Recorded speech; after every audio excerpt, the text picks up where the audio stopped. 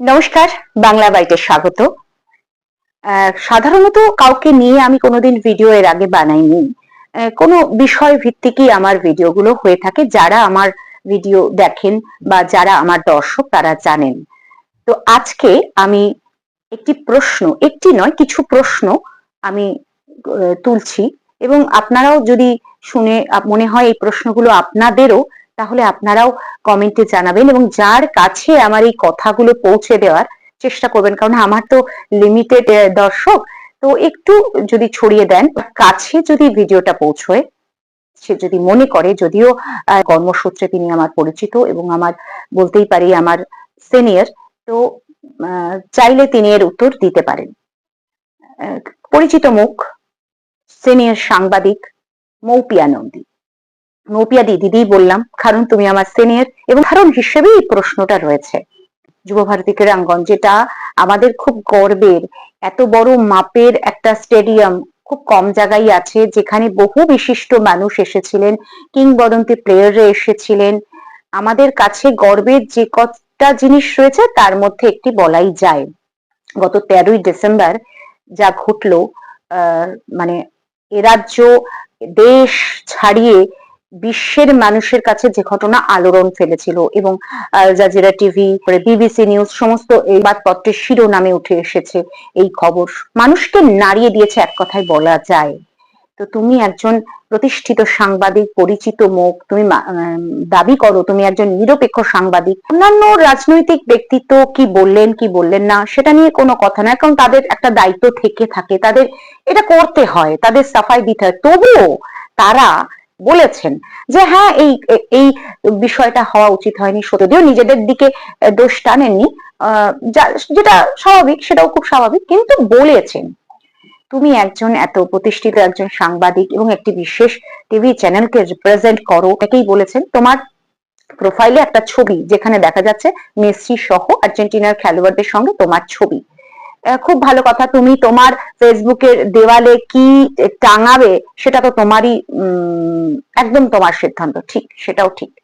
কিন্তু কথা হচ্ছে তুমি এই ঘটনা তোমাকে ছুলো না। এই যে এত ভিডিও আমরা দেখলাম, যে কত ফুটবল তো আবেগ, আবেগের জায়গায় কলকাতা ফুটবল এটা একটা চিরকালীন, এই আবেগটা আছে। মানে খুব কষ্ট করে পয়সা পাই করে জড়ো করেও লোকে গেছে এবং কাঁদছেন রীতিমতো, এবং এটা ভেতর থেকে এসছে, সেটা তুমিও জানো, দেখেছো নিশ্চয়ই, এই ভিডিওগুলো ছড়িয়ে পড়েছে। হ্যাঁ, সেই ঘটনা ছুলো না তোমাকে। এই যে বাম আমলে তিলে তিলে যে স্টেডিয়াম গড়ে উঠলো, যেটা আমাদের কাছে খুব গর্বের, সত্যি কথা গর্বের। এখানে কে আসেননি, কিংবদন্তি অনেক মানুষ এসছেন, বিশিষ্ট মানুষ এসছেন এই স্টেডিয়ামে। তো সেই স্টেডিয়ামে এইরকম ভাঙচুর হলো, হ্যাঁ, মানে লাখ লাখ টাকার সম্পত্তি নষ্ট হলো, আমরা দেখলাম। আমি তো ঘটনাস্থলে ছিলাম না, অনেকেই ছিল আমার পরিচিত, তারা এসে বলেছেন যে কিরকম হয়েছে এবং তাদের এক্সাইটমেন্ট আমি দেখেছিলাম, কিভাবে এই দিনটার জন্য তারা অপেক্ষা করেছিল। আমার সে বিষয়ে তুমি কোনো উল্লেখ করোনি, ভালো কথা। তুমি চলে গেলে প্রেজেন্ট ছেড়ে, তুমি চলে গেলে একেবারে পাস্টে, কি 2008। 2008-এ তুমি সেদিনও মাঠে ছিলে, তুমি স্মৃতিতে চলে গেলে মারাদোনার সময় 2008-এ, সেই সময় তার পায়ে হাত দিয়ে তুমি নমস্কার করেছো, সেই সব দেখেছো, খুব ভালো কথা। এবং তারপরে তুমি লিখলে সেই সময় মারাদোনা নাকি তাকে নিয়ে টানা হাঁচড়া চলছিল, বিশৃঙ্খল অবস্থা হয়েছিল, সেই সময় তুমি লিখেছো। সোশ্যাল মিডিয়া তো ছিল না সেই সময়, তাহলে এই ঘটনাগুলো চলে আসতো। এমনকি এত মানুষ তার গায়ে হাত দিয়েছে যে তার পিঠে আর কোথায় কোথায় নাকি আঁচড় ভাঁচড় লেখেছে। তো আমার কথা, তুমি তো নিশ্চয়ই সেই সময় কাজেই গিয়েছিলে, আমি যতদূর জানি ক্যামেরা ছিল, সেই সময় সংবাদপত্র ছিল। তো কই এই ঘটনা, মারাদোনা যে এত সাফার করলেন, এই ঘটনা তো কোথাও এলো না। মানে কোথাও কোনো টিভি চ্যানেল বললো না, কোনো সংবাদপত্রে এই নিয়ে তখন হলো না, যেটা এখন কিছু কিছু রাজনৈতিক ব্যক্তিত্ব, মানে যারা এই সরকারকে তোষামোদ করে চলেন, তারা বললেন। আর তাদের সঙ্গে তোমার কথা অনেক মিল, তাদের তো দায় রয়েছে, তোমার কিসের দায় সেটা একটু বুঝতে অসুবিধা হচ্ছে, কারণ তুমি তো কোনো সরকারের প্রতিনিধিত্ব করো না, তুমি তো একজন নিরপেক্ষ সাংবাদিক হিসেবে নিজেকে দাবি করো। তাহলে কোনো আমি বলছি এই রাজ্য, এই পুলিশ প্রশাসনের অপদার্থতা এসব নিয়ে কথা বললে হয়তো তোমার ব্যক্তিগত ভাবে কোনো রকমের অসুবিধে আছে, আমি মানছি, কিন্তু মিসম্যানেজমেন্ট যে হয়েছে এটা তো মানো, এটা তো বলাই যায়। এটুকুও তুমি বললে না, তুমি অতীতে চলে গেলে সেই সময় মারাদোনা কি বলেছিলেন, তার কোথায় আঁচড় ছিল তুমি দেখলে কি করে? উনি তো জামা খুলে দেখাননি নিশ্চয়ই। এরকম কোনো ফুটেজ, এই যে এখন তো সোশ্যাল মিডিয়া জুড়ে দুটো ঘটনা বা দুটো সময়ের ছবি ভাইরাল হয়েছে, কোথাও তো এরকম ছবি দেখা যায়নি। এই যে বলছো তোমরা, তোমার কাছে কি সত্যি এর কোনো থাকলে, আমি আমি তো তোমাকে খুব শ্রদ্ধা করি একজন সিনিয়র সাংবাদিক হিসেবে, আমি বললাম আমার অগ্রজ তুমি, তো এই লোকে অনেক কথা বলছে, তো তুমি সেই সবাই তো হাওয়ায় কথা বলতে পারে, কিন্তু তুমি তো একজন সাংবাদিক, তুমি তো নিশ্চয়ই প্রমাণ নিয়ে কথা বলবে। এই সময় এই যে তুমি যেমন তোমার প্রোফাইল জুড়ে ছবিটা দিলে, সেরকম আমরা দেখেছি মন্ত্রী অরূপ বিশ্বাসের ছবি, তিনি কিরকম ভাবে কোমর জড়িয়ে ফটো তুলেছেন, সেটা নিয়ে নিন্দা ঝড় হয়েছে। যাই হোক, সেগুলো কথা নিন্দুকেরা নিন্দা করবে, এটা তাদের স্বভাব, মানলাম। তাদের ব্যক্তিগত পরিসরের মানুষজনকে দেখা গিয়েছে, সবাই কাজ তারা ঘিরে রয়েছে, সেই জন্য সাধারণ মানুষ দেখতে পাননি, এবং তাদের এরম ভাবে ঘিরে ছিল, তাদের ফ্যামিলির লোকজন সব চলে এসেছিল, এটা আরো বেশি ক্ষোভ, মারাত্মক ক্ষোভ। মানে এত এত টাকা খরচা করে তো গিয়েছে সবাই, তো সেই ছবি, কিন্তু সেই সময়ের কটা ছবি এসছে যে জ্যোতি বসু, বুদ্ধদেব ভট্টাচার্য বা সেই সময় যারা মন্ত্রীরা ছিলেন বাম আমলে, তাদেরকে এরকম তাদের পরিবারের লোকজনকে ঘিরে কটা ছবি এসেছে তুমি আমাকে বলো তো।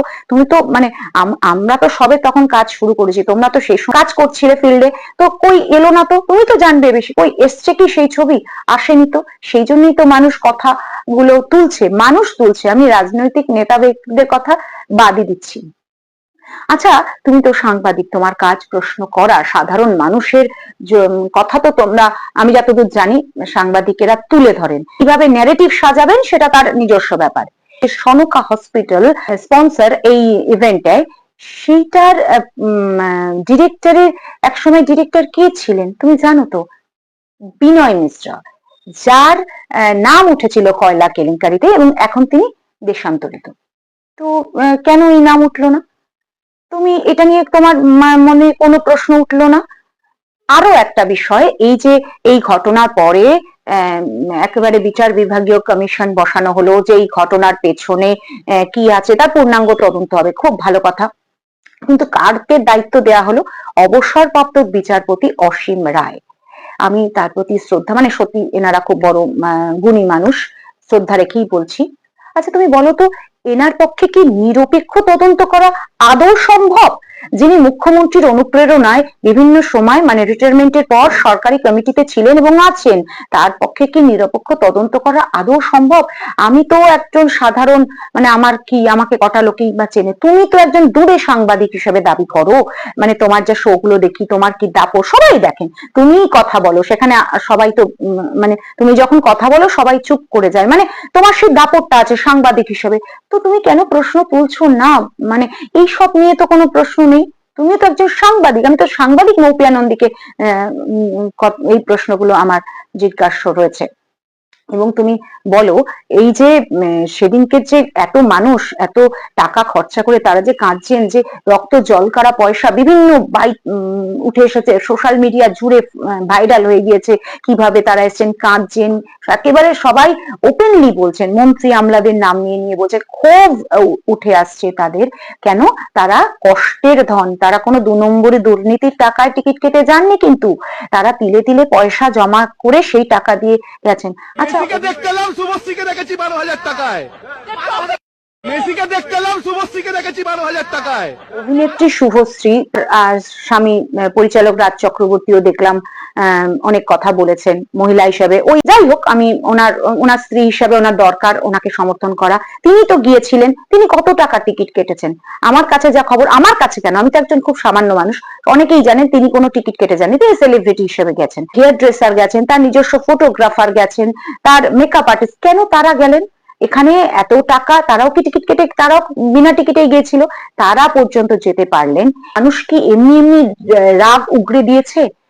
বাট তিনি ট্রোল হচ্ছেন বলে যে তার হাজবেন্ড অভিযোগ করেছেন, কারণটা কি? এটা তো তিনি তো শুরু নন, তার সঙ্গে আরো জনা 5-6 জন চলে গেল।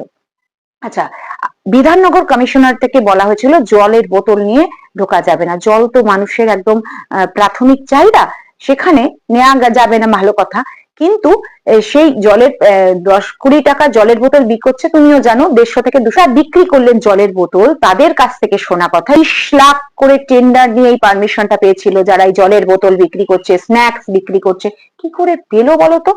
এবং এই প্রোগ্রাম শুরুর ঘন্টাখানেক আগে 6000 কার্ড ওখানে সেল হয়েছে, যার সেটা কিনা মিডিয়া সেলের না, মিডিয়া সেল কারা? এবং বিধাননগর সব পুলিশের কর্তাদের সই ছিল। কি করে সম্ভব? এই যে এত পুলিশ কি করছিল? পুলিশ প্রশাসনের ভূমিকা নিয়ে তুমি প্রশ্ন তুলবে না যে কি করে এই যে বলা হলো যে লাঠি, ইট, পাটকেল, পতাকা, সে পতাকার রং যাই হোক নিয়ে ঢুকলো কেন? অভয়ের সময় যেখানে জানি আমি যে জাতীয় পতাকা নিয়ে ঢুকতে দেওয়া হয়নি, অভয়া স্টেফো নিয়ে ঢুকতে দেওয়া হয়নি, এখন কি করে ঢোকা গেল? তুমি এই প্রশ্নগুলো তুলবে না মৌপিয়াদি? কিছু কিছু টিকিটে স্টেট স্পোর্টস এবং ইউথ ওয়েলফেয়ার অ্যাসোসিয়েশনের সিল মারা ছিল। হ্যাঁ, তো সেটা এর দায়িত্বে কারা? কেন এই নিয়ে কোনো প্রশ্ন উঠলো না? মারাদোনা নিয়ে বারবার মানুষ কথা বলছে যে সেই সময় তিনিও তো একজন কিংবদন্তি ফুটবলার, এবং সত্যি কথা কলকাতা ছাড়া এই একই অর্গানাইজাররা অন্যান্য রাজ্যে হায়দ্রাবাদ, মুম্বাই আমরা দেখলাম, সেখানে কি করে হলো? আমাদের এত উন্নত মানের স্টেডিয়ামে এসে এত ক্যাওয়াটিক সিচুয়েশন হলো, হ্যাঁ, সেখানে তো এইরকম ছবি এলো না। তারাও সেখানে অনেক ছবি উঠেছে, অনেক এখন বিতর্কের জন্য মানুষ অনেক কথা বলছে, কিন্তু এরকম সিচুয়েশনটাও হলো না। কলকাতাবাসীর কপালই কেন এরকম হলো? শুধু কলকাতার মানুষও তো ছিল না, তুমিও জানো ভিন রাজ্য থেকেও মানুষ আসলো। এই রাজ্য, আমরা রাজ্যবাসী হিসেবে আর কত পিছিয়ে পড়বো তুমি বলো? একজন সাংবাদিক হিসেবে এই প্রশ্ন তো করা উচিত নাকি যে কথাগুলো নিন্দুকেরা বলছে সেগুলোই সত্যি? তোমাকেও তোষামত করে চলতে হবে, কারণ সাংবাদিক হিসেবেই বোধহয় মৌপিয়া নন্দী অনেক বেশি গ্রহণযোগ্য। প্রশ্নগুলোর উত্তর দিলে ভালো হয়। এবং যারা আজকের ভিডিওটা দেখলেন তারাও যদি সহমত হন, প্লিজ আপনারাও আপনাদের মতামত জানাবেন এবং বাংলা বাইটের সঙ্গে থাকবেন। নমস্কার।